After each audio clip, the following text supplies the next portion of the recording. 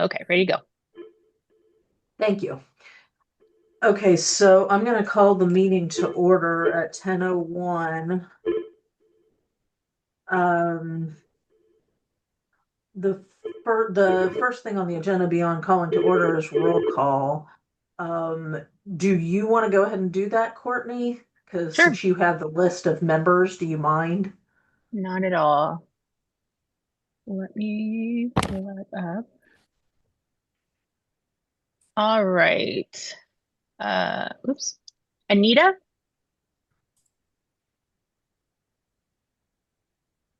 feel like I Maybe saw I her. not. am here. I'm Oh, Oh, okay. muting, I'm yeah, there she unmuting, is. I'm muting, I'm unmuting. Nothing, I'm making a big deal of your presence, huh? I'm here. Charles. Um, Jocelyn. I saw her. I'm I did too. here. There she is. Kayla. I'm here. Andrew can't be here. Arlene. I haven't seen Arlene in a while. Emma. I saw her, I think. Yep, I just got here. Okay. Monica is here. Here. Anna. Yep, I'm here. Kat won't be here. Jennifer won't be here. Christy. I feel like I saw her too. Yes. Okay. Let me check again for quorum.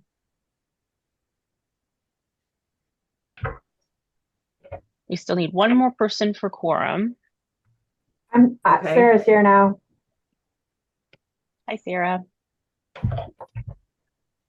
Um, would I anyone like to volunteer to take minutes while we're waiting to see if we can get one more for quorum? Um, Kat couldn't be here this month and she will view a recording, but if someone could take minutes instead, I'm sure she would appreciate it. And we are so excited to see all the new people today. Alas, it will not, your first meeting, official meeting as a member will be in August. So this is your kind of first welcome and stuff. But unfortunately, you will be unable to vote today. We're so I'm gonna excited to have you. yes, we are. I'm gonna go ahead and put the agenda in chat for anyone who missed it. Thank you.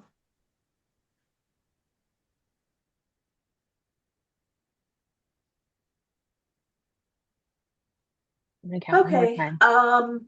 Well, I don't have a volunteer for minutes, which is okay, but if we move on to the approval of the agenda and we don't have, how do we how do we have a meeting without an agenda that can't be approved because there's no quorum?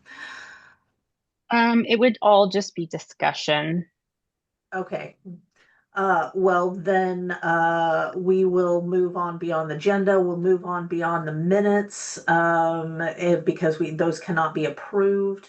Although actually, well, Kat's not here, so I was going to say I did have a couple of corrections for one of the minutes, but um, we'll wait until see if somebody else shows up later. Otherwise, we'll do 3 months worth of minutes at the next meeting. Charles is here. Charles So is here. We have a quorum. We have a quorum. Yay! Great. Thank Charles you, saves Charles. the We are so day. happy to see you. You're Welcome, welcome. Charles. Sorry. Sorry, I No, might it's Zoom at fine. the last second was like, hey, I have to install. No, you don't need to. Just let me in. Just let me in. Ah. We all Um, fall to Zoom's updates. Yeah. we get that. No, but we are grateful that you're here because you make us get this quorum. So, that being the case, we can move back to approval of the agenda. Do I have a motion to approve the agenda as presented? I move to approve the agenda. Thank you. That was Christy. Do I have a Anita will second? second. Anita will second. Thank you. All in favor of approving the agenda as presented, say aye. Aye. Any opposed? I'm just late. Sorry, I didn't have my volume on. Okay, so we can move on to approval of the minutes. The February minutes were not approved at the last meeting. Those are at the below the agenda. Does anyone have any comments, corrections, or motions regarding those?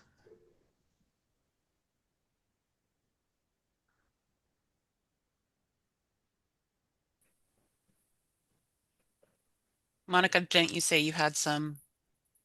No, not for February. Oh, They're for okay. the April ones. But thank you. And I missed February, so I can't vote for approval. All motion to approve February. Thank you. That was Emma. Do I have a second? A second. That was Kayla. Thank you, Kayla. All in favor of approving the February minutes as presented, say aye. Aye. Aye. Any opposed? Okay. So moving on to the April 3rd minutes. I wanted to make a couple of corrections. Let me see what they were.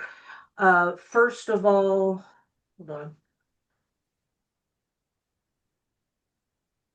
on. I'm sorry. I made notes, but I didn't find them where they are. Okay, so in the approval of minutes, IV4, there's an extra IV, which is not a big deal, but I noticed since I was going to bring up a change anyway, I thought I'd mention it.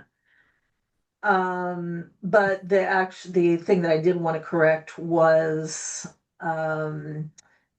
the 5C Evergreen National Conference should be the Evergreen International Conference. Thank you. Those were the only suggestions for change that I had. Did anyone else have any comments or corrections for the April 3rd minutes?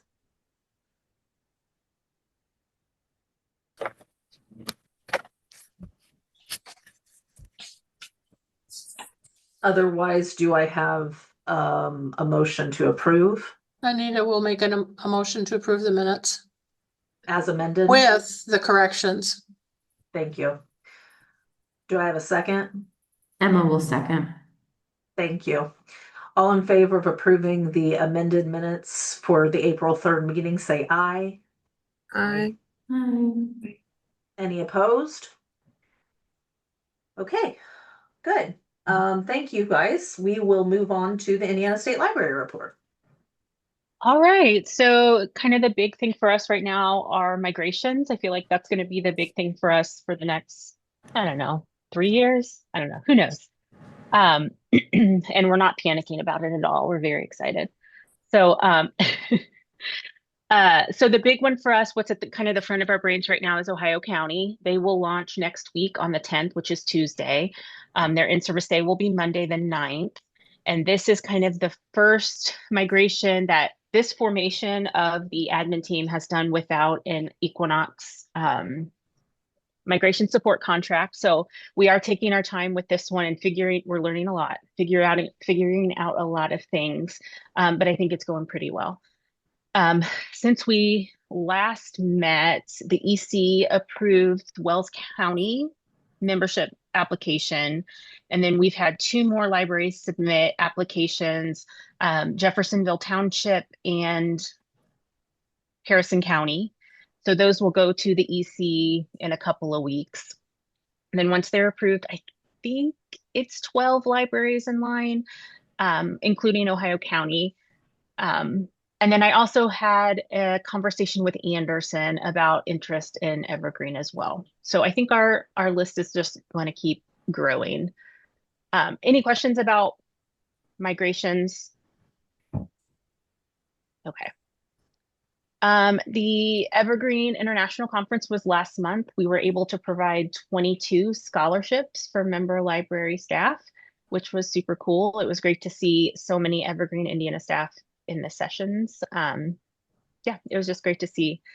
As for this year's Evergreen Indiana Conference. We're in planning mode right now. So again, that's going to be August 15th at the State Library this year. It looks like we're going to have 8 or so sessions to choose from. I am still working on finalizing that schedule. I'm also working on the registration form. I hope to have that out by the end of the month. And I wouldn't mind seeing another session from kind of a cataloging perspective. So if anybody on the committee is interested in putting something together, let me know in the next few days. I would be forever grateful for that. I think What that's it kind about of the topics conference. do you need, Courtney? Well, I think you're doing the one on authorities, I believe. Oh, yeah, I did do that. Yeah, you're doing one already. Just anything really. I don't think, Bridget, can you think of any questions that we've been asked about repeatedly? Sorry to put you on the spot. I can't think of anything either. The only thing that I can think of that's popped up committee-wise is the overlaying or the issues with overlaying, whether it's acquisitions or not, or other than that, Okay. I can't think of anything. Everybody loves parts. I mean, we usually have a session every single year since we started using parts to talk about parts because we love them so much.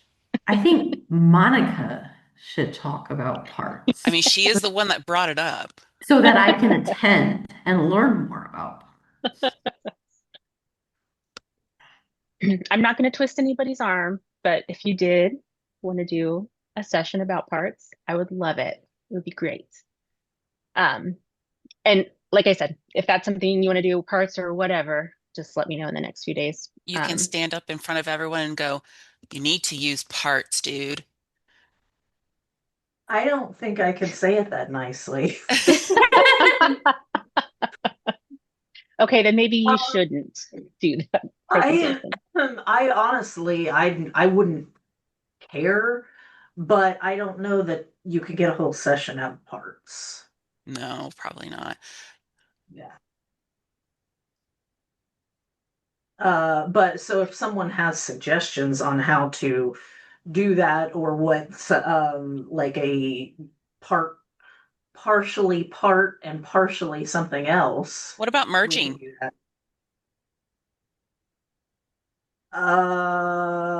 Yes. I don't think that I want to teach that. Dang it, I walked into that one myself. Just keep it in mind and maybe send me an email if you have thoughts Okay. or have volunteer aspirations. I don't, but maybe just as a regular webinar, not a session. Okay, I'm Okay. done talking. Apologies.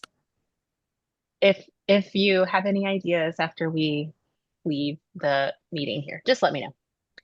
And as far as the strategic plan goes, does it feel like it's taking forever? Because it is. It is mostly due to my schedule and Carson's schedule not merging at all. So that's kind of where we are, but we are in the home stretch. Carson has put together some strategic directives. I have given my feedback on them, and then the next step is to get feedback from the state. What was it called again? Steering committee. I don't know why that went out of my head right when I was about to start talking. So some feedback from the steering committee and also the ISL stakeholders. And then we'll just start putting the plan together. My hope is that it will be in place for conference so I can update the community then. Cross my fingers that that happens. So does anybody have any questions about any of those updates? Okay, that's it for me. Okay, Britta, training and support, please. You're muted.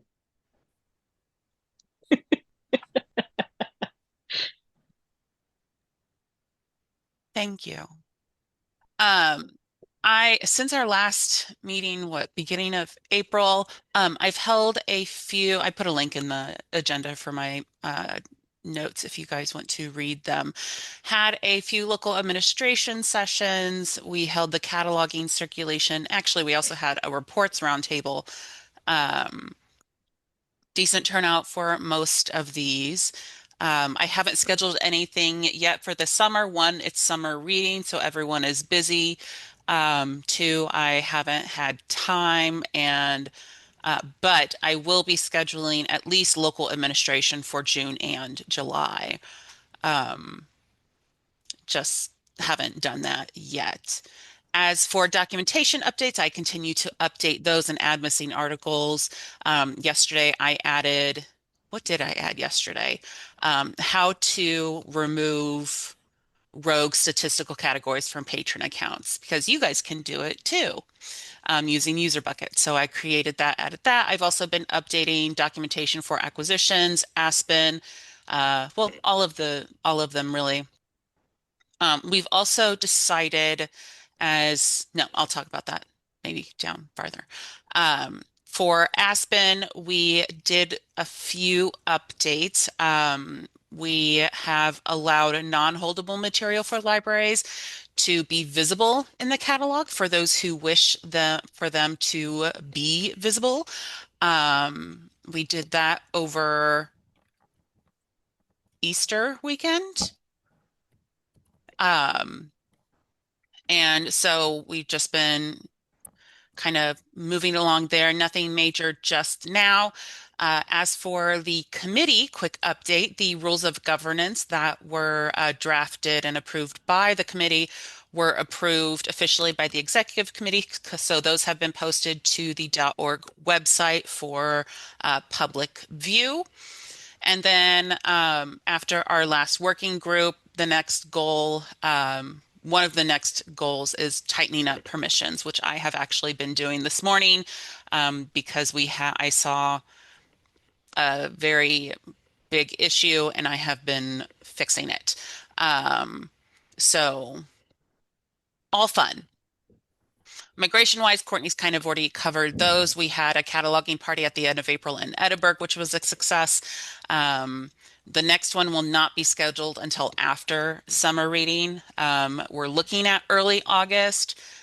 If not, it will need to be in September because August is pretty busy for everyone. Ohio County launches next week. Woohoo! Primary trainings have been completed. We will have additional trainings during next week's in-service, and we'll continue others after launch, like advanced cataloging, reports, Aspen admin, things like that. For Brook Iroquois, these are our active migrations right now. Staff training circulation has been scheduled for August, and I am trying to prepare access documentation or like first access documentation for the training server so they can get in there while they're doing summer reading because it's kind of on pause during that time, but I still want them to get in there and start becoming familiar with the layout. Other things, website, as you know, we have been working on creating a new website that's easier to navigate and be more accessible friendly because we have that law going into effect. I believe for us, I can't remember if it's for next year or the following, but we need to make sure everything on the website is accessible and follows guidelines and law. So we will be doing that. I've done a couple things so far. The current members, that link right there will take you to the test website. This is my idea for a link just for current members to access everything they may need. Just super simple, just links, and then it will branch out to what they need from there. I also created and implemented it onto the current website, a new member directory page, which is searchable. It's not perfect. I'll probably try and figure out what I can do that to do. Oh my God. How I can make it better. But it also now includes item and patron prefixes. So new member or new libraries can look to see if their cards will conflict with current member libraries, and also if you guys just need to take a look and maybe do some sleuthing or something. We also decided that we are going to move our governance minutes to a knowledge base because they will be searchable. And I hope that will allow easier access to them. Right now, they're all PDFs, and most of them, I think we have a couple years up linked on the website right now. But from our understanding, PDFs are not super friendly with screen readers. So that is why we are trying to find different ways to provide access to like archived material and governance. So it's going to be a slow process because the plugin that we use for the knowledge base is not format friendly with anything, but it will happen. So I'm actually really excited about making that better for everyone. As for YouTube, I presented all of the circulation webinars again this first quarter. Those have been added to our YouTube training channel and have replaced the older recordings. I'm also working on removing old recordings to make the channel less cluttered, maybe try to organize it a little better, and just make things cleaner and easier for people because they're not. So that's what I've been doing mostly. There's other stuff, but yeah, so that is my report. Thank you. You are so busy and have gotten so much done. Any questions for Courtney or Britta before we move on?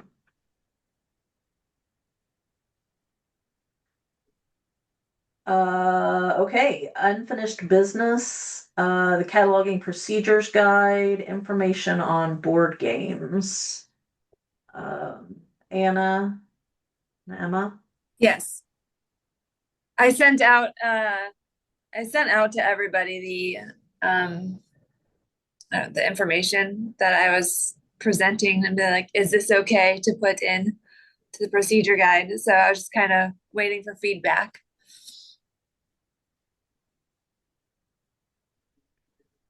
I mean, I think it looks really, really good. I mean, it's thorough. Like I really like it. I actually had nothing to do with it. It was all Anna.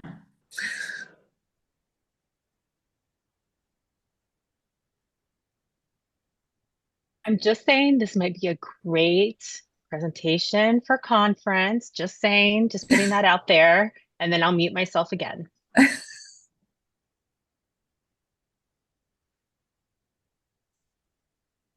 That sounds amazing. I feel like the last meeting I volunteered for a lot, although I do agree with you, it probably would be. And since I have to present or do the webinar, which is still on my post-it work on this, it would be a good soft launch, I guess, but let me think about it. No pressure.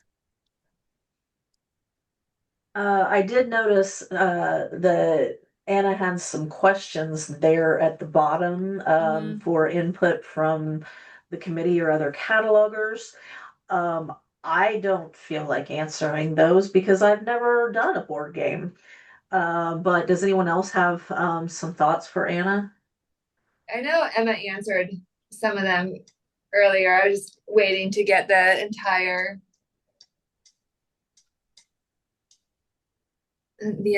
group think on that.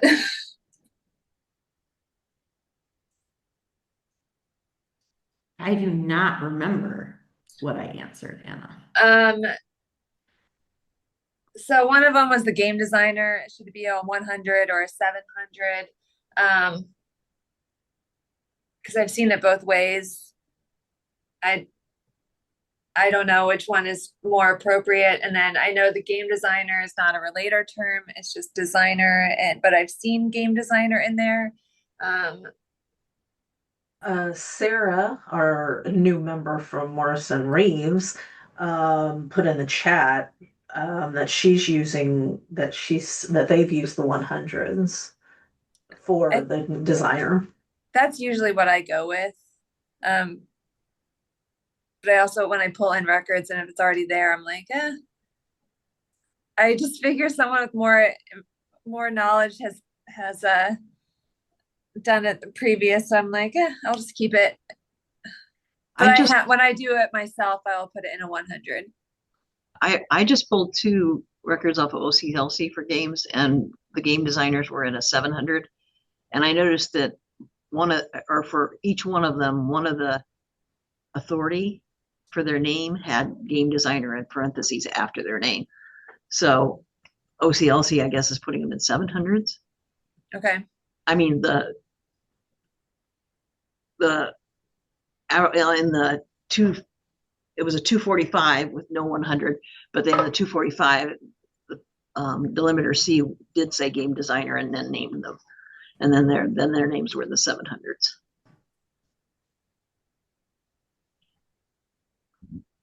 So part of their authority record is game designer. Yeah, the name authority was game designer. Right.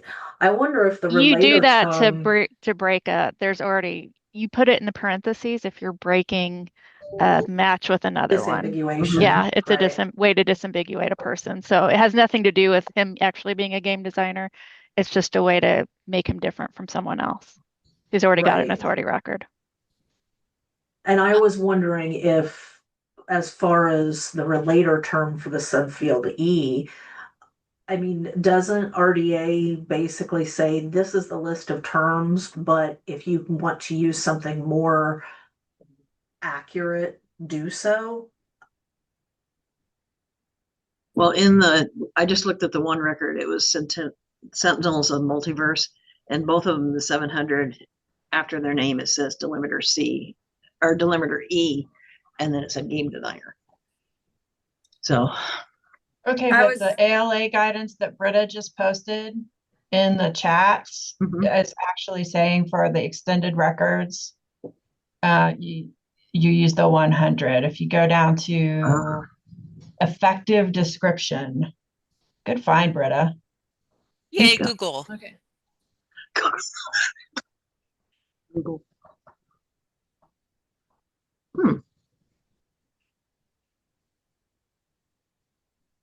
And they also, under the maximal description, they include for the 100, they include a game designer in a subfield E.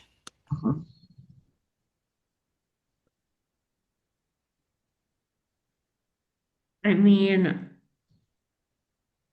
Okay.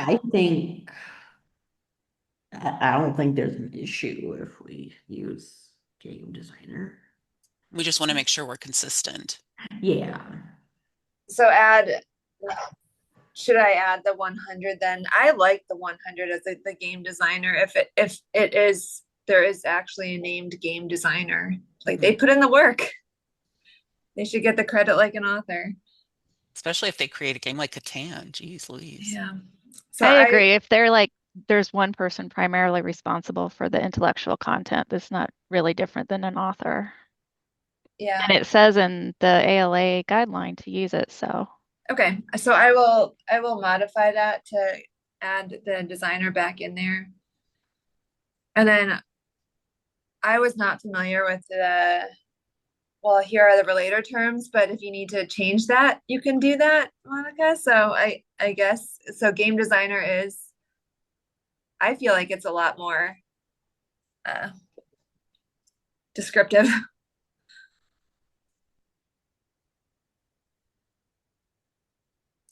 I may be wrong about that, or maybe that's old RDA versus new RDA, but I believe it basically says you can use whatever you want. But it looks like everybody else is using game designer, so. That's what I was going with, but then I like looked up the related terms. I was like, it's not here. I was like, what should we be using? So I like the game designer as a related term. Having had all that discussion, do you want to, I don't remember specifics of what you wrote out. Do you think, you need to take this back and make a few changes before we, vote on it? Yes. Or can we, oh, okay. Because I don't have that 100 in there. I just have the title, and it has as like the title is the main sort or the main entry on that. Okay. Without the author. So I will go back. I will go back and just make those slight adjustments and send that back out. If Okay. that's okay. Yeah, no, that would be great. I don't really want to have an email vote if we don't have to. So we could just vote on it in August if you want to send it back in time for the August meeting. If that's okay. Yeah, absolutely. I can get it done by then. Great. Thank you very much. Yay. Thank you. Yay. So then we can move on to first US edition statements and Charles. Oh, so I did just send out a copy of it via email for everyone to have a look at. Sorry, I did not get this out a lot earlier. I was workshopping it last night, and my boss helped me hopefully make it a little more clear. Background and refresher is, it seems like this is another instance where it seems like some publishers are removing first US edition statements and subsequent printings of materials. And so we're running into bits where it's basically analogous to the whole, if an item or a record is missing first edition statement and that is the only difference, to consider the item a match and add your holdings, because otherwise we're kind of having multiple records where there's differences without distinctions and creating duplicate records. Thank you very much, Britta. But yeah, do you want me to read the whole thing?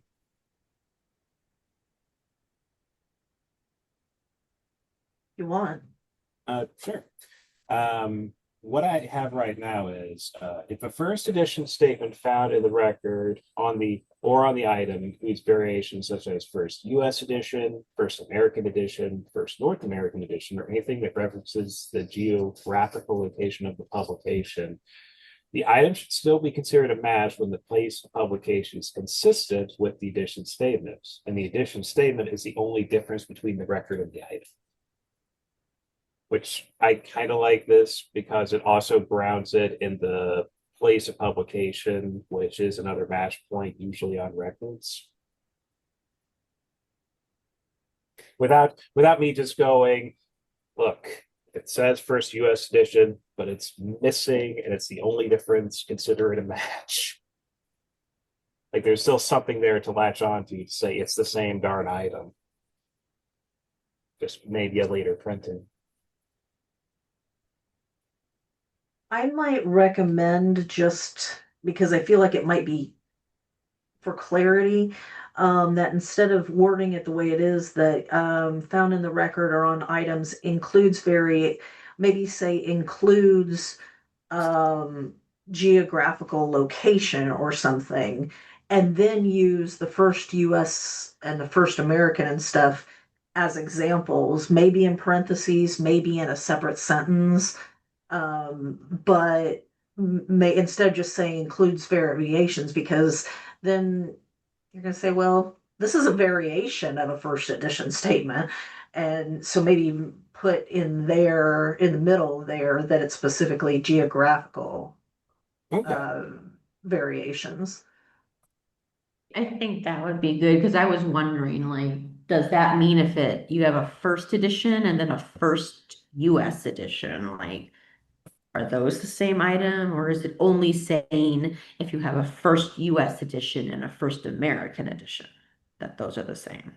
That's the other thing, is it seems like it's like It's like, yes, this is the US edition. No, this is the American edition. No, it's the North American edition. Oh my good gravy. It's the same. I love publishers sometimes.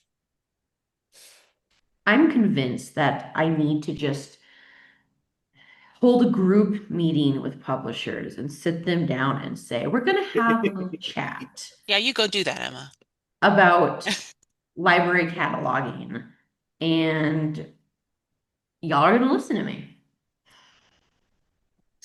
Probably They're not gonna Absolutely. listen. I'm They're not 100% behind listening. you. They're not listening to the distributors who are actually giving them money. They're not going to listen to catalogers who aren't giving them money.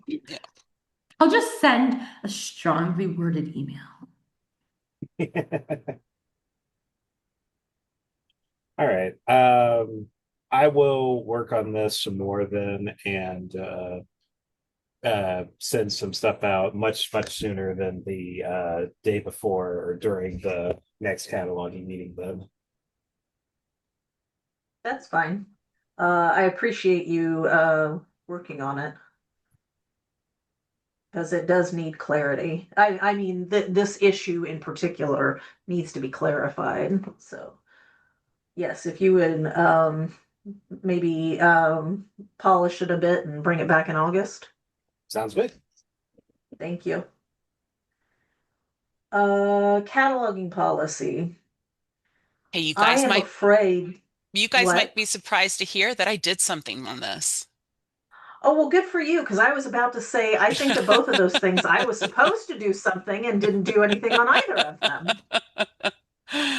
them. So for those who are new members, a while back, probably like a year, it's been a while, we started working on updating the cataloging policy to update language in terms of training and things like that. And then we realized that we were not covering the Cat 3 level staff working profile type that is available, but it was or is now covered in the like the breakdown of profile types that is listed at the beginning of the permission spreadsheet. So I was tasked with creating wording to add to the policy about the Cat 3 profile. So I finally did it. I also made just tiny modifications from the Certified Copy Catalogers Cat 2 section because it starts with all Evergreen catalogers must be trained by an Evergreen certified Cat 1 cataloger. Well, that's the same for the Cat 3 as well. So I just moved that to the top. I put what is currently there for the Cat 2 there at the top of the page that is on the screen. And then I added my modifications below in red. I don't know what to call the Cat 3 section because they aren't copy catalogers. They can't add anything. They can only edit call numbers and item level data. They can't even delete things. So it's basically just like changing shelving locations or adding stat cats, things like that. Holdings editor. Do we think that would be confusing at all for the actual holdings editor?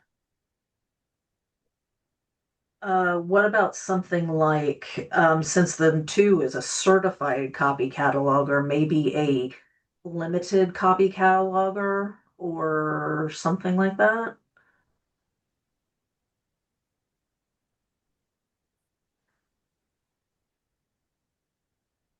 Edit cataloger, holdings, limited edition copy cataloger.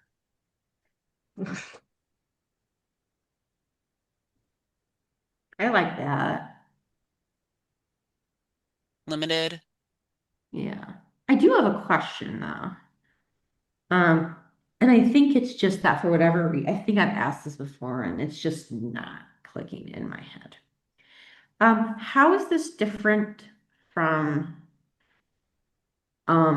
just like the thing that you can do like on a Circ one. Because like we have staff who use Circ one to change shelving locations. Yeah, we do too. So like, is the Cat 3 like just for libraries who don't want their Circ staff to do that? They want like a special option, or are we saying that staff are gonna have to move to using Well, Cat 3? your question kind of falls with the permission modification additions that were made in the last upgrade. And it was supposed to remove editing capabilities from Circ staff and limit them to just cat profile types. However, I don't think it happened the way we thought it would. So I think some of those permissions are still set in Circ profile types, where they can edit shelving location, things like that. Where if I think if we push this Cat 3 type, it will maybe force us to relook at permissions, which is something I want to do anyway, is to look at our permissions as a whole. Okay. Gotcha. So to sort of not really answer your question, which I've already sort of forgotten the wording, yes? Is that a good response? yeah, so just Okay, good. right now it doesn't really change anything, but the idea is that once we have it in place, it hopefully will change something. Yes. Okay. I'm sorry, I started talking, then everything else just went out the window of my ear. Yeah, sorry. Just as an example for this, we instituted in the youth services a children's new display. And I discovered yesterday that they had 864 items in new display. So I ended up running a report, and then I spent an hour this morning taking everything available in new display out, and they're scanning the shelves, the new display shelf, and then putting it back in. And these are not in any way trained Cat 2s. They're just professional Circ assistants. And so it's like, yeah, they've created a big mess, which a Cat 3 would be a wonderful thing. Yeah, we actually just did something kind of similar where we reduced the number of staff who are able to clear off the new shelves because they were missing circulation modifier changes. So I guess, okay, that actually really helps clarify it. Thank you, Christy. Mm-hmm. That makes more sense now. Britta, thank you for writing this up. You're welcome, and I'm happy to have finally done it. Have it off your plate. Yes, that I never thought of until the agenda was sent out. I was like, oh, right, I need to do that. Yay me. I can be a professional, you guys. It's just harder with you guys around. Because we to be consistent, you should, the Cat 3 one, you should pluralize catalogers, please. Thank you. Does anyone have any other suggestions on what to call the Cat 3? We don't have to go with this. Does anybody have any other better suggestions? I think that Britta's right about holdings editor. I think that will be a little, that is exactly accurate, but I think it will be confusing. I had thought about minimal, but I think limited sounds better than minimal.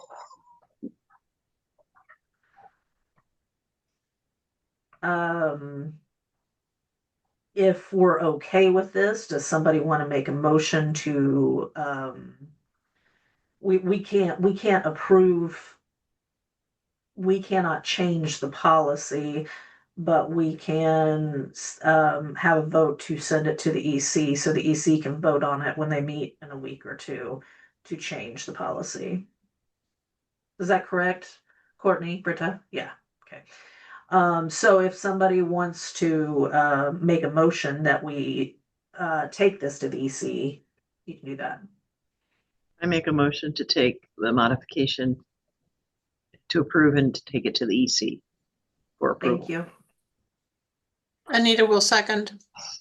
Thank you, Anita. All in favor of recommending to the EC these changes to the cataloging policy, say aye. Aye. Any opposed? Great. Thank you for doing that, Britta. Thank you for hanging in Um, there with me. Well, so the next one, you're not going to save my bacon this time, I don't think, are you? Mm. Or did you do this too? No, that was you. I think we started it and then you were going to write something or for clarification. Honestly, I think this would be helpful. I hate tabling it again. Helpful for the new members because I think we've all been looking at it for so long. I think we need some Right. outside perspective on it. I mean, yeah, and I'm going to be honest, I dropped the ball and forgot that I was supposed to be doing this. So, yes, I will put this on my to-do list and maybe actually do it this time. And then we will discuss it at the next meeting. If the new members want a kind of an idea of what we've been looking at, there is a difference in language between the procedures guide and the policy when it comes to the requirement for like subject heading. So right now the policy states that records need to contain at least one Library of Congress subject heading. In our procedures guide for requirements, it says at least one or two subject headings at appropriate level of specificity from an LOC established the source or subject heading system. And then another place it says that requires that every bib record contain at least one LCSH. So we just wanted to maybe clarify that whether or not we have to have a Library of Congress subject heading, at least one in each, or if it can just be from any established thesaurus, require at least one from an established thesaurus. Am I saying that right? Yeah, I think so. Okay. Yeah, the policy and the procedures do not, it's not consistently written across the policy and even I think in different places across the procedures. Mhm. And we have discussed, the committee has discussed whether we make it all LCSH or we make it any approved thesaurus. But we haven't necessarily come to a consensus. I think it was leaning toward LCSH. So if those of you who are new members have input on that, feel free to email me before the next meeting so that I can know your thoughts on that. So that when I write something up to bring to the next meeting, maybe we can all be closer to the same page.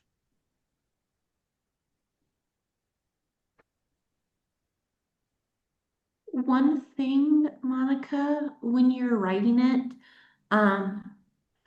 could we maybe address, like, does it have to be a 650? Can it be a 650 or a 651? I thought we said that's just 655s didn't count.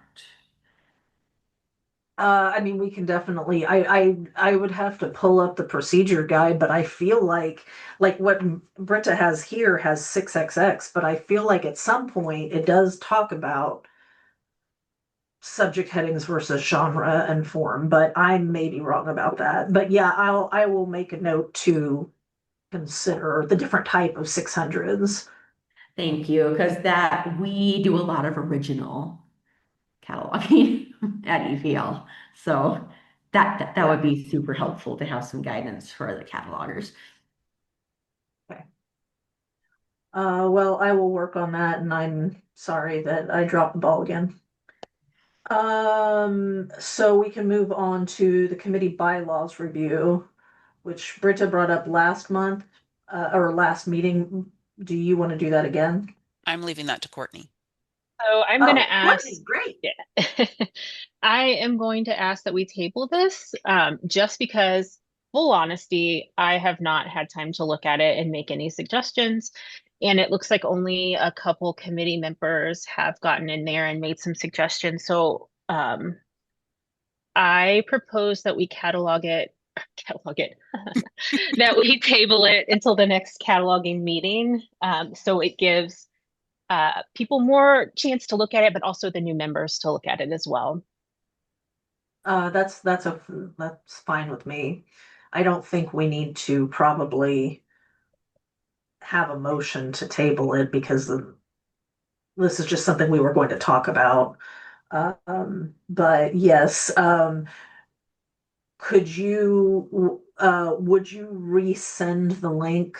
I assume that the new members are probably on the committee's distribution list now. Yes. So maybe resend it so that they will have that. Yes, I will do that. Thank you very much. Well, so then we can move on to new business. Authority control quote from Backstage. Okay, so we all know that Marchive went out of business, and I, of course, should have had this information pulled up, but did not because that's not the person I am. So right now we don't have any authority control happening with our catalog. I have talked to, apparently I can't click and talk at the same time. I have talked to Jocelyn. She said it was fine to wait a little bit. So that's kind of why I didn't do anything about it right away. But I did contact Backstage about using them for authority control. And I am pulling up the quote right now. It did make me want to barf. I'll let you know that. So be aware of that. The quote was, oh, come on. I have too many things open.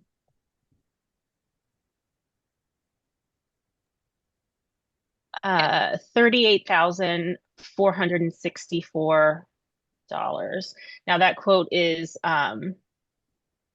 if you're doing the minutes, please don't put that in the minutes because it's just for us. It's not a public quote. And we'll take it out of the recording. So that being said, that's very expensive. But at the content committee last month, I guess, they opted to recommend to the EC that we drop Gale legal forms because that is about I want to say $35,000 and their usage is just super low. So that could be where that money comes from. So it's not as terrible, but I did want to get your thoughts about that. And if you wanted to make a recommendation to the EC to go with Backstage. So I've been on the committee for a while, and when we did, well, and I see Charles is asking about how much we were paying for Marchive. When we did authority work and first implemented it, the cataloging committee was not involved in that. That was spearheaded by the coordinator and Jocelyn and Jason, but the committee didn't really have a say in that. And so we don't know how much it cost to have done the first time. So I don't know if $35,000. It's a lot. Is it? Yeah, it was to build the initial database with Marchive was a lot. That was, I think, 70 grand, which we don't necessarily have to do, is my understanding now. But the upkeep is what the 38,000 is, and that's way more than we were doing with Marchive, which is the monthly authority dumps we do. This is my take on it, guys. we didn't have it for a long time and we were fine. I honestly didn't really think we needed it. Anna really wanted it. She thought it would be a selling point, but I just don't, that's a lot of money to spend on something that a lot of people don't even know what it does. I mean, the people on this committee do, but trust me, I've seen that the reports we get from the not matched headings. A lot of people don't know what it does. I do want to point out that that to get started, to get everything transferred is going to be $22,000. The ongoing services would be $15,900, which that's pretty on par with what we were paying with Marchive. I think we were budgeted at $20,000 for Marchive. So just putting that out there, but we also we weren't sending our database out that often within the past like 5 years to get the newer records. We just weren't doing it because we have to pull all of the new records that have been added and send them to them, and then they charge us per record, and then they send us back the enhanced records. And I'm not educated enough to know if you're talking about monthly or annual. Courtney, you just clarified a little bit. The 22,000 is for moving them to Backstage.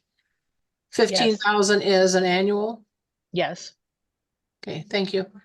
And I believe we did a full export after Morrison Reeves. Yeah, that's probably the last time we did one. Yeah, and it was paid per record, and we have a lot of duplicates.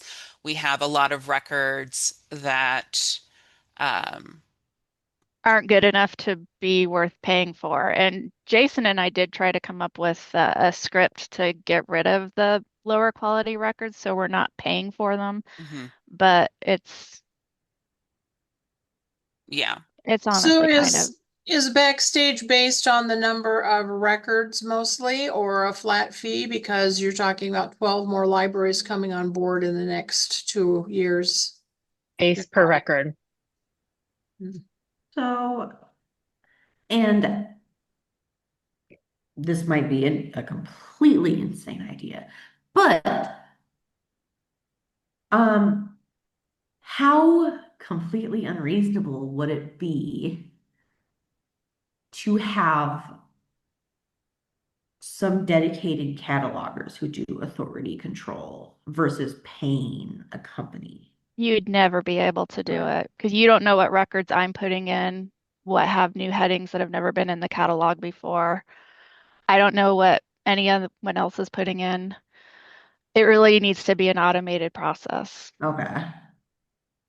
I will say, I know that our catalogers check the headings, like the at least like 100s and 700s, and we're cataloging. Part of our workflow is to go into the Library of Congress authorities and double check that it's correct. And yes, everyone should be doing that. A lot of people still don't understand what that is. Yeah, but I also get that that's not in everyone's workflow. It can't be. So I was just curious. I mean, authority control is really important. But I never had it. I mean, the state library didn't have it when I got here. I did check with other Evergreen consortiums around the US, and most of them, if they had Backstage, they're not worrying about moving forward with any sort of authority control. Some never had it. One library has Backstage, but they always had Backstage, so there was no switching for them.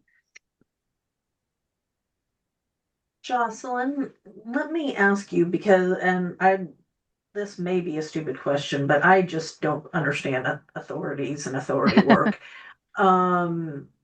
So like if I put in if I create a record today and I go to Library of Congress authorities and find an authorized heading and I put it in my record, tomorrow, when I go look at that record, I know Evergreen is Evergreen, but if it's a simple heading, it will have an EGIN subfield 0. Correct.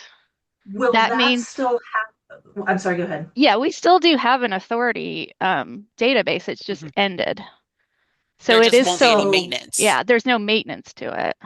Any new 100, like any new Library of Congress changes, modifications, like the Gulf of America Yeah. thing. I think the Caitlin Clark one is like new too. Yeah, I downloaded the Gulf of America from Library of Congress to Evergreen. And there's also another thing right now that a project that we've been wanting to work on, we just haven't been able to get to, is the queued ingest function that is available in Evergreen that allows these, like the new imports of records, to be re-ingested and updated and things like that, like to, I think, to help like validation and links and stuff like that. There isn't a lot of documentation yet about the queued ingest, which I requested or was mentioned at the international conference. I know I'm getting off topic, but yeah, it's manually exported from the website and then manually imported into Evergreen. And that's what we would have to do if we wanted to keep trying to have some type of maintain authority file outside of Backstage, which I totally get and understand. It would just be slow, a lot of work, and I am all for whatever is decided, and we will do what we need to do to make Even sure. with Have Backstage, we don't have the people who can go through the error reports and fix things. It's just overwhelming because every time we send out records, we get reports back of headings that don't match anything, and they're just too overwhelming for anyone to go through. They're fun to go through, but there's a lot. No, they're very sad to go through. Oh. It's like, why did people think this is a heading? This Maybe is it not a depends on the heading. day, but yeah. Well, I agree with the initial response that it was basically up to, I know that Anna was involved, but we got reports from Jocelyn on how it stood and what the prices were going to be. You're the informed individuals at the state level. I don't have any idea how soon this is going to be an antiquated system, even though it's up to date right now for Backstage. But I know a lot of the consortiums represented at the international conference they're all asking about authorities. What is everybody doing about authorities? And a lot of them are not able to include the authorities package. They're a huge conglomerate now. If they're not a consortium, they're combining records statewide. And the authorities module in general in Evergreen has its issues. It's not great. It's underdeveloped. Yeah, it's underdeveloped. There has been an authorities working group in the community at large for at least 2 years now, that have been, and that we've been trying to document everything, how things work, how things are created, how to add authorities. Overall, the whole thing is just a mess. Would that be correct to say? I think I love authorities. I think they are important, especially in connecting like materials, but the ability to maintain those. I know it sounds like I'm saying we need Backstage. I'm not saying that. I want authority control. I'll just say that in some way. I like authorities too. I like authority control. I just, we're dealing with less money. Is it more important that we get books around the state and that the consortium works at its most fundamental levels than this? Like, this is literally a Backstage like process. People don't see it. So I'm just throwing that out there. Yeah. And I think that you're right, and we need to put our money toward what will actually help us be a working library system. And the fact that we are a public library system versus an academic or something means that, one, yeah, authority work might be a little less important, but also two, most of our people are probably doing keyword searching, and in that light, authority work probably isn't that important. I mean, I think an argument can be made. I mean, like I said, none of us had authority control when we first started this. And does it, how can you argue that it's been incredibly beneficial to end users or just kind of beneficial to end users? There's definitely, the way the cross-referencing and stuff doesn't really display very nicely. Although I've never found an ILS where I thought it did work very well. It's kind of like when you get new equipment or you're looking around for the purchase of new equipment, you're trying to get the latest and greatest, but the latest and greatest that you can afford. So if it's not affordable at this time, maybe there will be an alternative. Well, when we did it, we did Marchive and Backstage bid on the initial request. And Backstage was so much more expensive than Marchive, and it never was apparent why. And we also sent out sample data to have them, match up against their authority databases. And Backstage had, I think, higher error rates than Marchive did. Oh, that's So, interesting. again, I don't understand why their product is so much more than their main competitors, but now they don't have a main competitor. So they can charge whatever they want. They're basically like the OCLC of the authority world. My concern is that we don't have any kind of authority. Like, we're just not doing anything, because it does impact how patrons search. I mean, I've run into it with my mom where she was searching a library and she reached out to me and she's like, did they get rid of their entire Susan Wise Bauer collection? And I looked into it, I'm like, no, they had the wrong heading. So when she clicked Susan Wise Bauer's name, it only pulled up one item. So I'm really not for just not having any kind of authority control. In my position, I would do anything that I could to make sure that our authority control continues as well as it can with the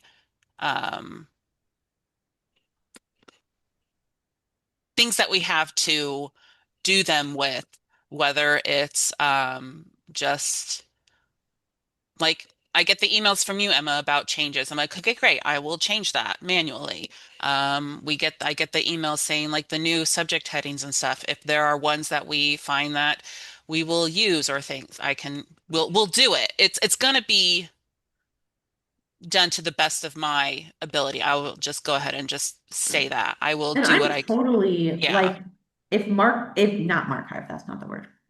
Backstage, if that's not a good option, like I'm totally willing to help out Britta. Like I'm willing to put in effort. I just don't want to see us say we're not going to pay Backstage. So we're just going to drop authority control and let things pan out the way they pan out. Well, I kind of agree with what Jocelyn said about, let's be able to transit materials and do our basic function of being a consortium. And I know that Jocelyn sent me the huge entire file of the report, bad stuff. Oh yeah, you have that original report. I'm on letter R. I don't know why we started to Z, but I'm on R. I love doing them. One, because it's kind of minor. Sometimes it says 650 and it's a 651, or it says 650 and it's really supposed to be the family is 600 or 630. A lot of them are really easy. I take it the step beyond and sometimes check to see if there's multiple records and things like that. This is something I would love to do when I retire. Whoop. Hey, I'm Evergreen. writing that down, Christy. Write that down. But yeah, it's a lot. And now I'm working on the Owensville Merge project, which is something that's fun too.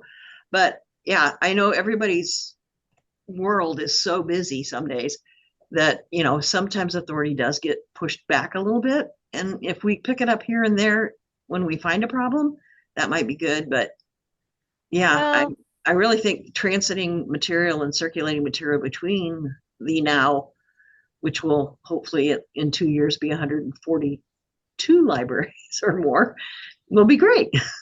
I agree It with would you, be Christy and interesting. Jocelyn. Yeah. how It would many be- of those books on that list have already been weeded from collections too at this point? Mhm. Like a lot of them are gone now. So Right. like we paid the money and the book is now gone. I mean, That's that's what we're just finding here. How much that's time do you want to spend on that? They're going to delete it in a year. yeah. So And wouldn't it be interesting to know how many libraries, if they were not in a consortium, would pay for authorities? no one did.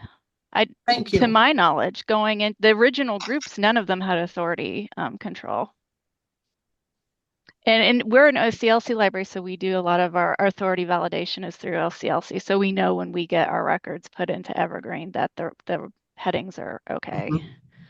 But so that's one of the reasons I'm not like, I like authority control, but I'm already kind of doing it in a different way, just not with Evergreen. Is it possible if we're gonna say we're not gonna have an outside entity that will be dealing with authority control to look at maybe that original report and prioritize what problems we want to fix? Like, what are the problems that are causing, what are the issues that are causing the biggest problems for the patrons? Like misspellings or whatever, as opposed to indicators, and kind of come up with a way of prioritizing what we do and don't tackle in terms of authorities if we try and do some of that work internally.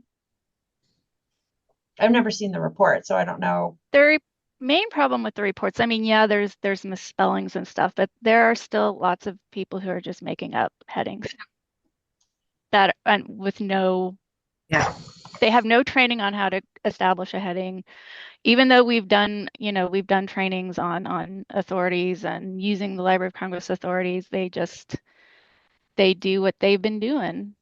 Well, and I think a lot of them, yes, they do what they've been doing, but I think a lot of them are just records that were made 20 years ago, 30 years ago. I've and seen we're newer importing them. ones.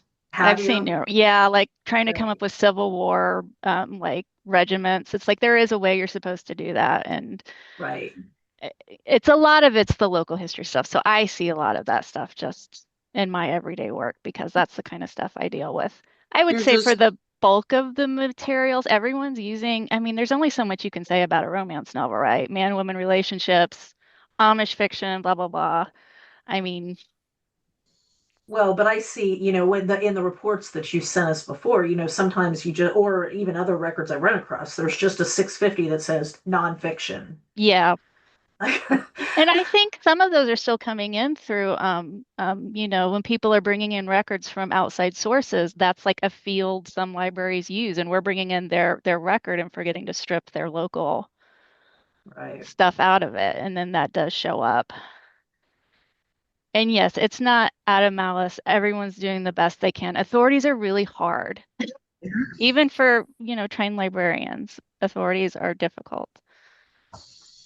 And it's not our fault when some of the LCSH headings make no sense. Yeah, and then there's the whole like the controlled vocabulary is dumb and doesn't use natural language and blah blah blah blah.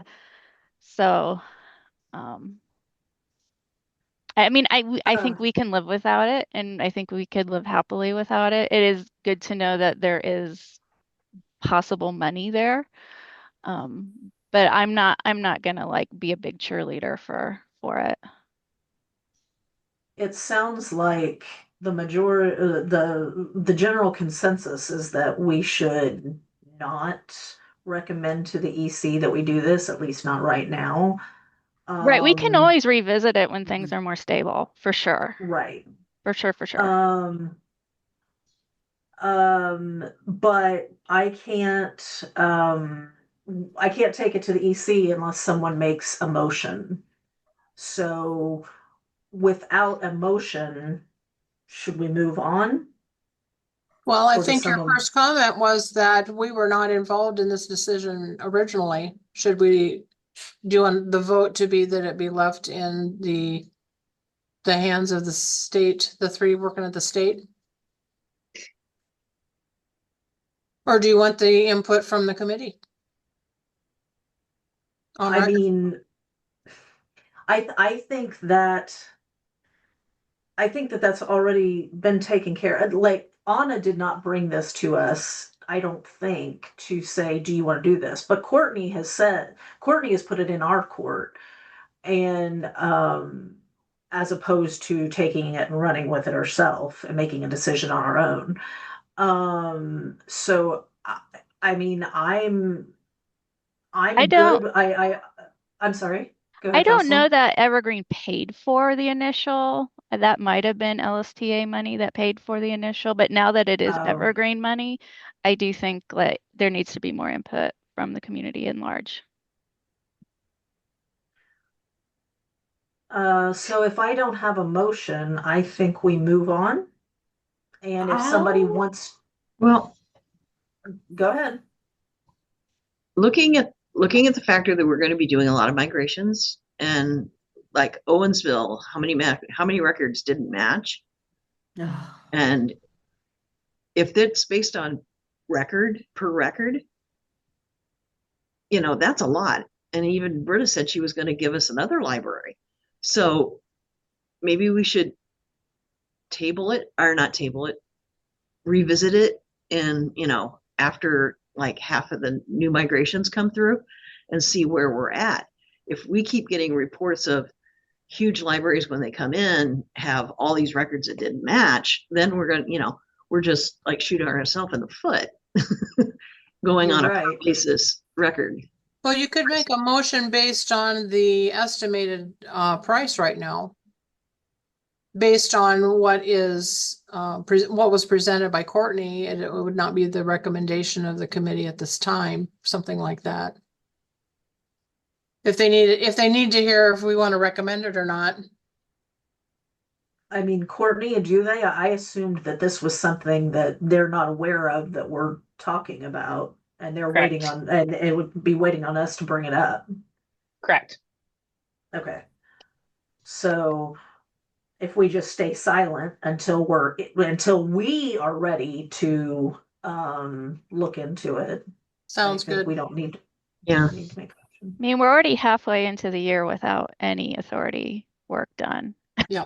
And it hasn't really, it's come up a few times with headings, newer headings, like the one Britta talked about, but it's a very, very behind the scenes process. Okay, then I'm going to go ahead and let us move on. And if someone wants to bring this up in future meetings, let Courtney know and we'll put it back on the agenda. Or if you hear of a vendor that's like gonna take on Backstage, definitely let us know. And also, as just a quick note, I've been working on getting the home source thesaurus in to the authority file. So just FYI. Thank you. Okay, so let's move on to policy requirements, policy on Cat 1 requirements. I'm not sure what this is. It's me. Am I talking about this? Good. I'm sure I've brought this up at least once before. It's at the bottom or it starts page 1 under. Oh, no. I It's have the too many tabs, tabs man. open. I'm sorry. All the tabs. Okay. You said at the end of Yeah, page 1? just at the bottom of page 1. So we require all member libraries to have at least one Cat 1 cataloger on their staff. We also say they could also have an agreement in place with another Evergreen Indiana library that has a Cat 1. I have concerns about this policy One, we don't say what that agreement is, what are they agreeing to for another Cat 1 at another library? What does that look like? And also there are, gosh, I don't like that we require, I understand where it's coming from, but with the number of catalogers, the number of libraries that we are adding, the number of smaller libraries that we are adding that don't have the capabilities of becoming Cat 1, learning Mark, all of that. I feel like the requirement is, can someone It's a help little me? too hefty for some libraries do not have someone on staff where this is um, achievable. They can say, you know, they can take the courses and say that they're a Cat 1, but they don't have the skills at all. And we are running into that as we migrate smaller libraries on that there are, you know, a cataloger is the cert person, is the tech, you know, all the hats, and they don't know about Mark or aren't comfortable, but we still require them to do it. But And by extension, doesn't that also cause problems because you have people who don't understand Mhm. with Mark access, with access to be able to get in and mess records up? Because there's some messed up 100%, records in there. 100%. Rich and I have had lots of conversations about this, so I'm fully behind I can't tell you what I her. said, except that I have concerns. The more we talk with libraries, I get to see how, like, what they are currently using, and how they add records, and they have zero to do with Mark. They enter title, like the system itself does it for them. They are all user interface. Um, they basically don't deal with Mark at all. And it is trainable. I mean, it stuck with me, but we know catalogers are special people. Um, and I just think we need to be, we need, There needs to be an alternative. We don't necessarily know what thank that you. is. But I wanted to get your opinions on it. And obviously, like Sarah said, it's already affecting us. It's affecting the catalog, and the quality of our records. Um, so I will stop talking, even though, I mean, I wasn't Say something. So an nothing for the air. instance, like for a library who the director is the cataloger and the circ and everything, it'd be better if they were a Cat 2 where they could add an item to a record, but they couldn't change the record. Yeah. Yes. So we wouldn't say you have to have a certified Cat 1. And I don't know, maybe the agreement would be that they contact like either their regional representative or you know, like on the listserv, they ask, sometimes people ask for records. Hey, does anybody have a record for it? You know, or so can somebody download an OCLC record for this or something?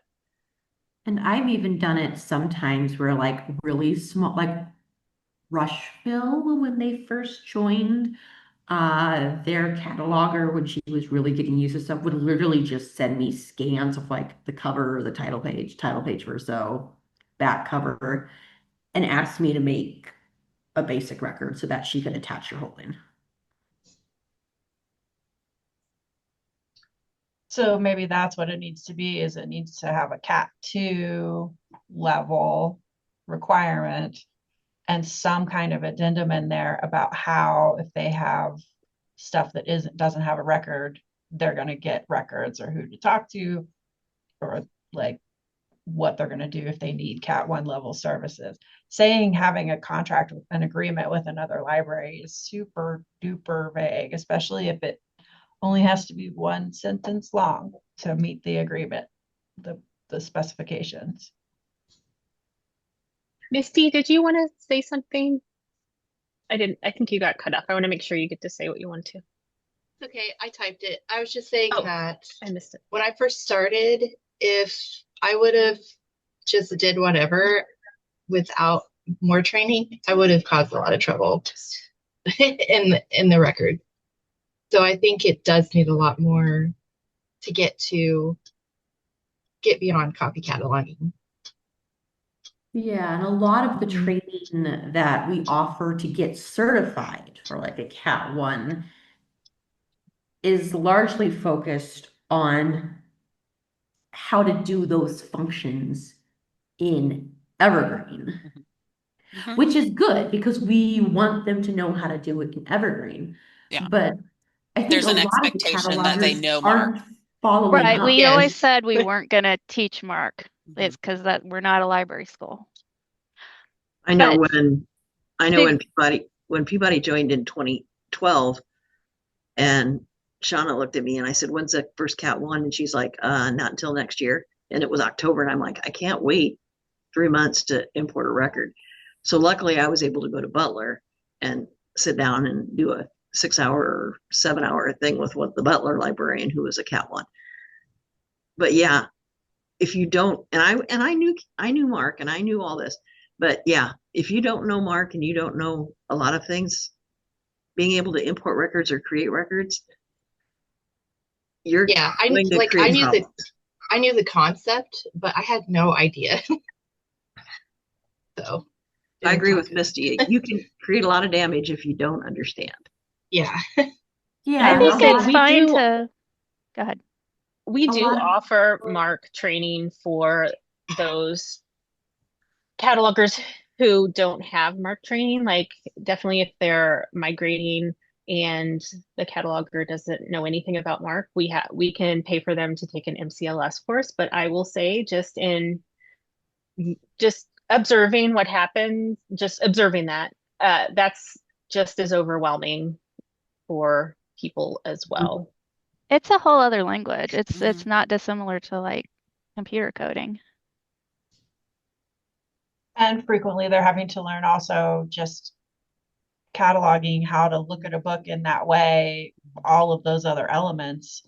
I'm training a cataloger right now, and I won't actually set her loose without checking her work for at least another month. So it's 2 or 3 months of her working in the system and learning how to do it before she's going to be free to do her thing.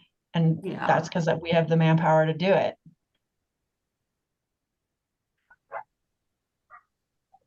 So I think it's probably good to change it so that they have a little less power. They don't have to I worry want about the them to be- power. They don't have to, and I think a lot of them don't want that power. I think a Yeah, and I Cat don't 2 mean- actually is what they want to do. Yeah.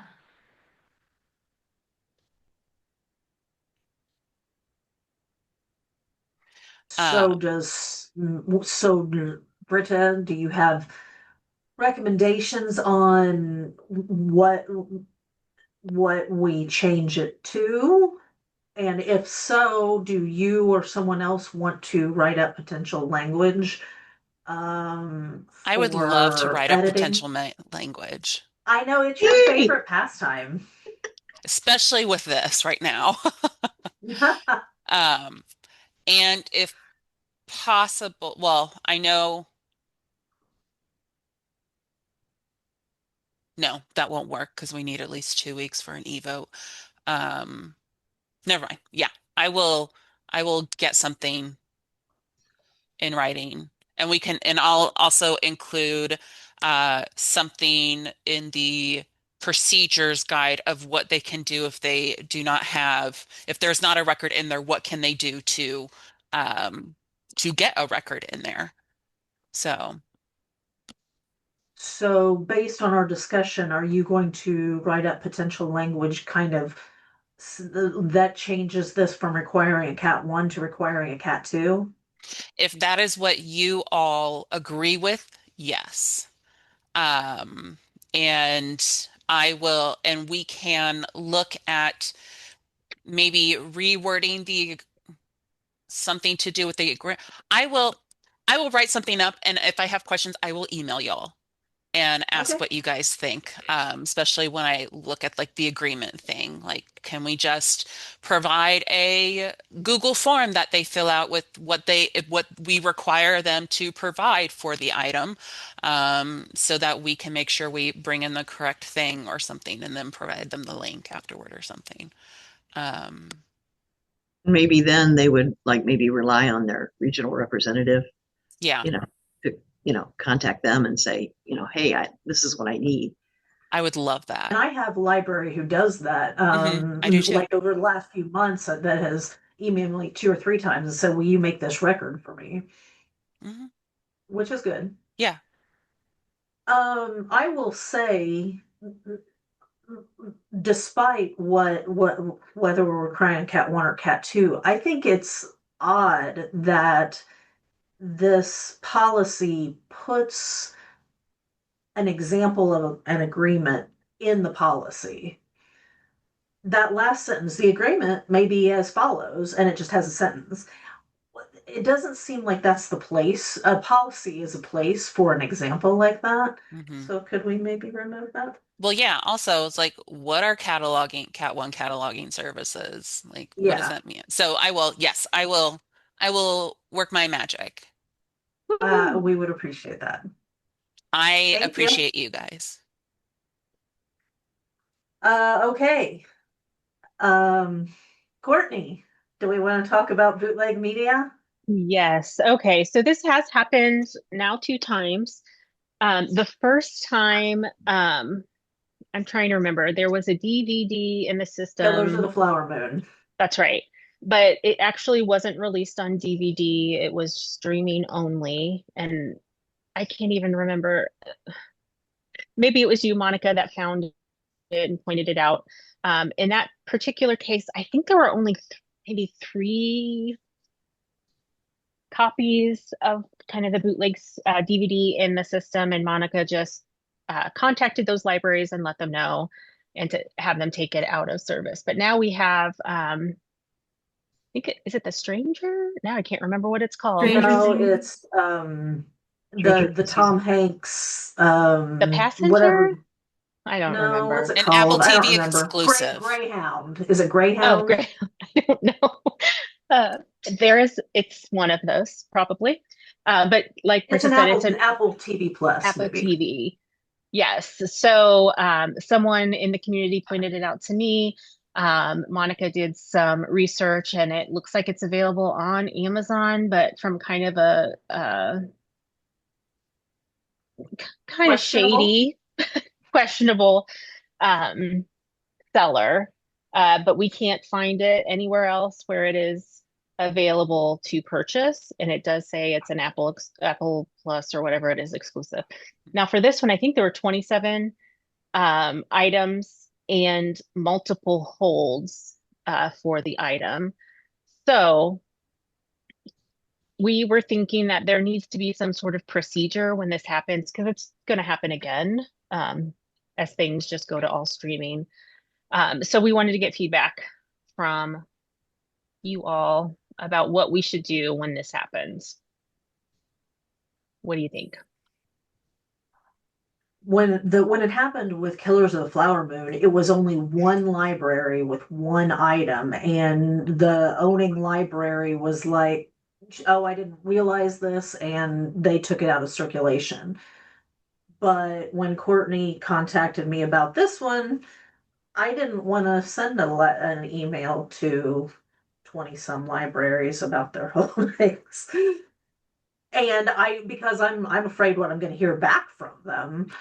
Are they going to complain? Are they going to say, well, you can't tell me I can't circulate this? Especially, we can't prove that it's a bootleg copy, but there's an awful lot of libraries that have it for it to be bootleg. So I don't know.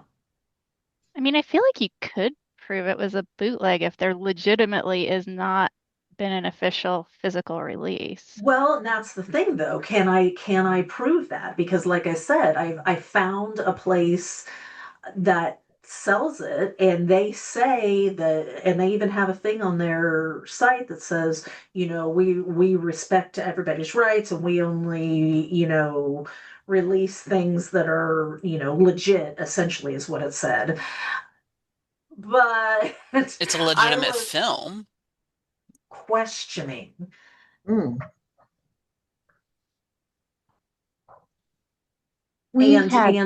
one, what do we do in this particular instance when there's this many libraries? But also, two, do we put something into the procedures saying not to do this and what the repercussions would be?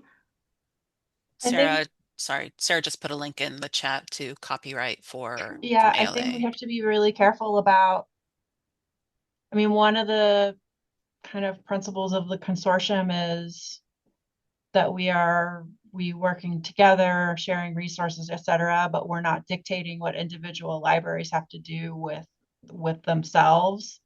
So maybe the thing to do is say in policies somewhere, the consortium has an expectation that its members will adhere to copyright law and like maybe this ALA statement. And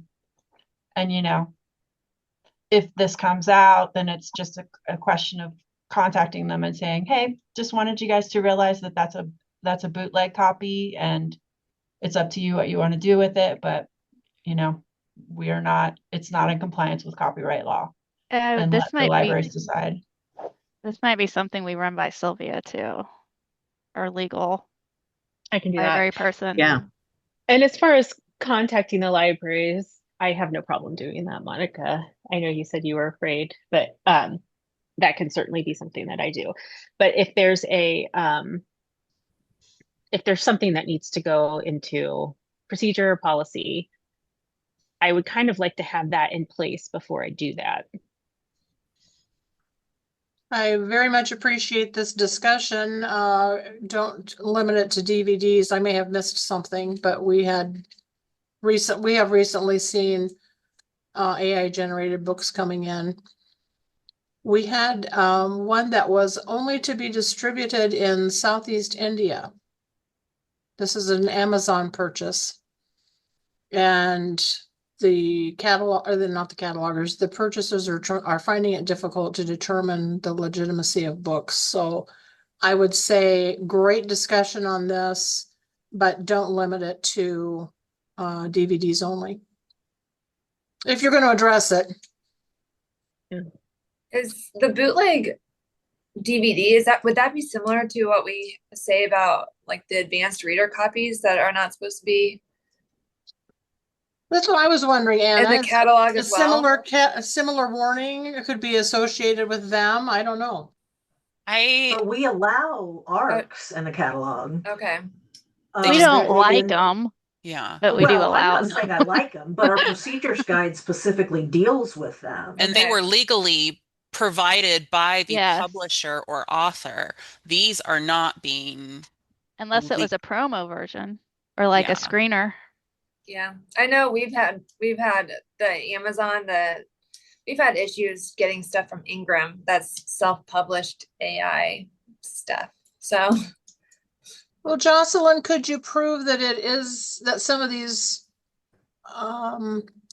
some of the generated stuff that we're getting from wherever, can you prove that is or is not promo-ish? I mean, I think you would have to contact the producing company or this distributor to see if they release them. I don't know. I've never seen these. I don't really have to deal with these. I think this is kind of amazing. That doesn't mean we're not going to come to you with the difficult questions, though, dear. It's very fascinating. I think that there's a difference between giving the libraries autonomy and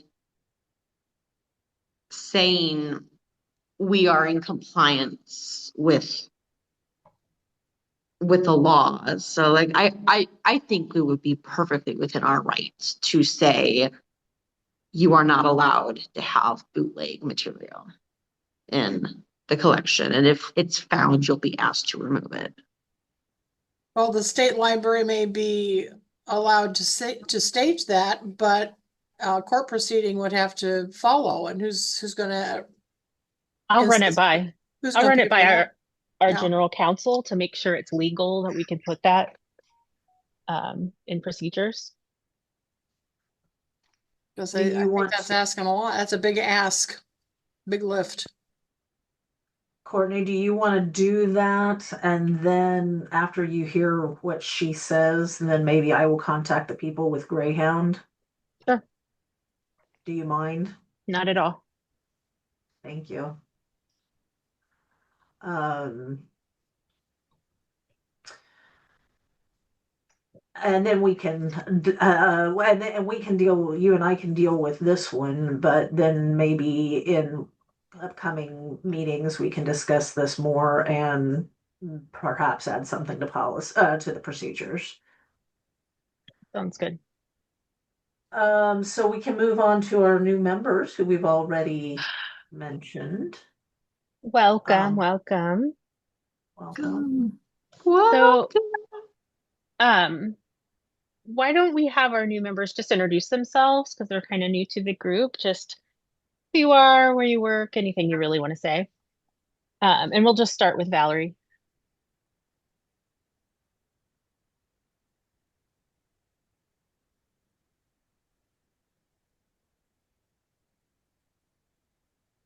Valerie, you there?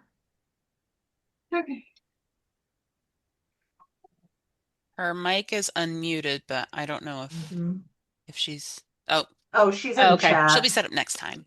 Yeah. Just put in the chat where you work or whatever you want. What about Sarah? Hi. Sarah Ann. My video is officially not working now, but whatever. I am Sarah Maury. I'm with Morrison Reeves Library. We came into the consortium around, we've been in a little over a year now.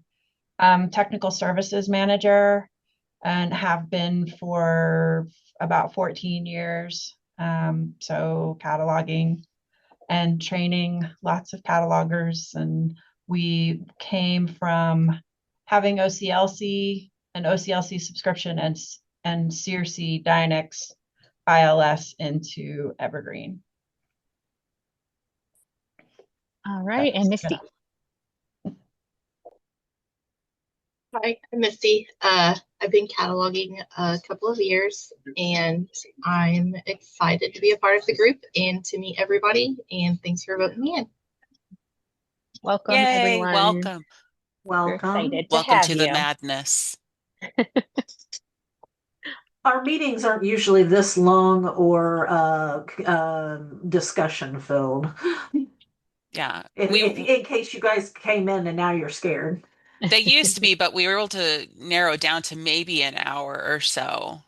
Yeah, Today was special though. We wanted to bring you guys on a just drop you guys right into it. Right. Courtney, I noticed that the agenda says outgoing members too. Did we recently lose someone? We didn't. Okay. I copy I pasted. just want to make sure.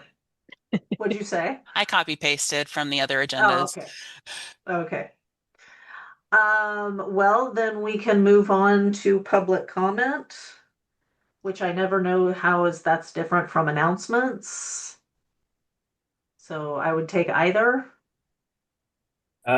So Monica, funny thing happened at my library the other day. We got one of our items in from Baker and Taylor, but we got an invoice that was addressed to Jackson County. It was for Dune Prophecy. Great. Sorry.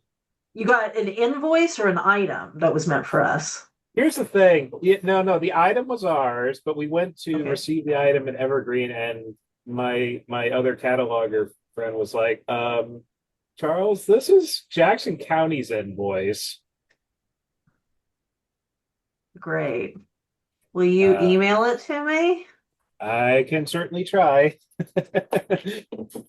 I am not good with acquisitions and invoices, so I will pretend like I know what I'm talking about and then forward it to someone else. Okay. But hopefully we can get it cleared up. All right, I'll see about getting it scanned and emailed over to you. Thank you.